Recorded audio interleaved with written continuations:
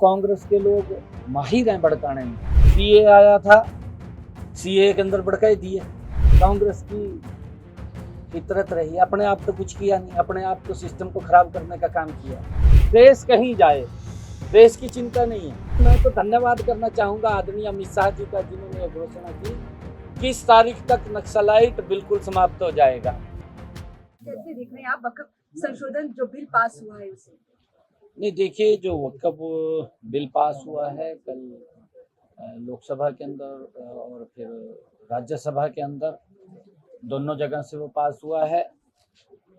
मैं ये मानता हूँ इसके ऊपर कांग्रेस ने अपनी राजनीतिक लाभ लेने के लिए उसके अंदर इस प्रकार के अमेंडमेंट किए थे जिसका कि समाज को भी और जिसका वक्फ को भी नुकसान होता है। अगर उदाहरण के तौर के ऊपर देखें, अभी एक वक्फ का विषय हमारे यहाँ पर भी आया 1967 में, वो पंचायत श्यामलात दे थी और धीरे धीरे करके 1990 में उसका नोटिफिकेशन हो जाता है, वक्फ के नाम चली जाती है। विषय क्योंकि असमानता का, वक्फ की लैंड है तो वक्फ की रहनी चाहिए, उसके लिए ये कानून आया है।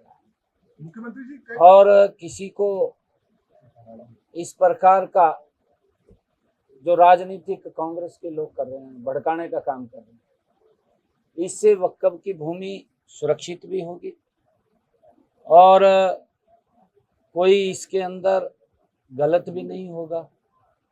परंतु कांग्रेस के लोग माहिर हैं भड़काने में। ये तो ये नहीं पता लगता किसने भड़का दे 2 मिनट बाद। सीएम साहब देश में ना कई जगह इसको लेकर वो सुरक्षा अलर्ट कर दिया गया। सीए आया था, हरियाणा में कैसे दिए सर?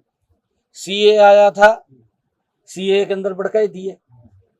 6 महीने वो रोड के ऊपर बैठे रहे, फिर हमारे बेचारे किसान भड़का दिए।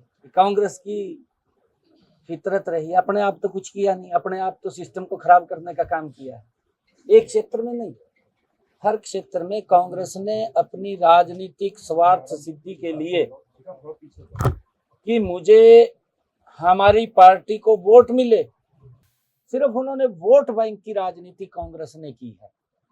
इससे आगे नहीं सोचा कांग्रेस ने कि मेरा वोट कैसे सुरक्षित रहे, देश कहीं जाए, देश की चिंता नहीं है। अगर आप लोग देखेंगे कांग्रेस के समय में लगातार नक्सलाइट किस सीमा के ऊपर गया। मोदी जी का 10 साल का कार्यकाल, और मैं तो धन्यवाद करना चाहूंगा आदरणीय अमित शाह जी का, जिन्होंने ये घोषणा की कि इस तारीख तक नक्सलाइट बिल्कुल समाप्त हो जाएगा। लोगों के, देश के लोगों के जीवन को सुरक्षित करना, ये भारतीय जनता पार्टी का विचार भी है, भारतीय जनता पार्टी की नीति भी है और भारतीय जनता पार्टी सरकार की नीयत भी है। ये उसको लेकर के काम करते हैं। परंतु कांग्रेस की नीयत, कांग्रेस का विचार सिर्फ वोट बैंक तक था। लोगों का शोषण करना, लोगों को शोषण करते प्रताड़ित करना, उनका वोट बैंक डरा करके ले लेना। उनको इस प्रकार का डराने का मास्टर थे ना कांग्रेस के लोग, इस बात में मास्टर थे कि किस तरीके से लोगों को एक कानून का डर दिखा करके किस तरीके से उनको भय पैदा करते थे और भय पैदा करके फिर वोट कलेक्ट कर लेते थे। ये राजनीति थी। ये तो इससे अलग की कोई जमीनें छिन जाएगी, इस तरह के भ्रम फैलाए जा रहे हैं कि जो नया अमेंडमेंट बिल आया। कांग्रेस ने तो ये भी कहा था जब सीए आया, क्या कहा था कि भाई यहाँ से मुसलमानों को बाहर निकाल देंगे। अरे कितने दिन हो गए सीए को आए को, एक भी मुसलमान को बाहर निकाला? ये कहा गया, उसके अंदर बार बार कहा गया। जब सीए का कानून आया तब ये बार बार बात कही गई कि जो हिंदू पाकिस्तान, जो हिंदू अफगानिस्तान, जो हिंदू बांग्लादेश के अंदर प्रताड़ित है, जो धर्म के आधार के ऊपर प्रताड़ित हुए हैं, जिन्होंने धर्म नहीं बदला है, उनको नागरिकता देने का कानून था वो। और ये कह रहे कहा उनकी नागरिकता चली जाएगी। फिर गरीब किसान इतने दिन बैठे रहे। अरे भाई, हम कुछ तो कर लेंगे।